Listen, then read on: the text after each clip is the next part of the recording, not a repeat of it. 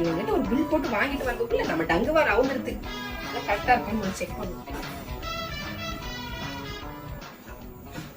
மாமா என்ன எது கத்துறா இப்போ? மாமா அவங்க ஃபங்க்ஷன் சொல்லிட்டு சாரி எடுத்தாங்கல்ல, அந்த சாரி வேற இப்ப நம்மளோட இதுல வந்துருச்சு.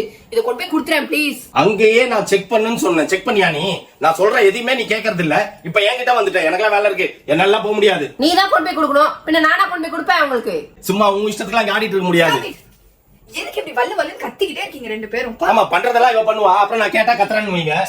யோ டாடி, ராபிடோல போட்டு விட்டா அது பாட்டு போகுது. அதுக்கு ஏன் இப்படி கத்துற? ராபிடோவா?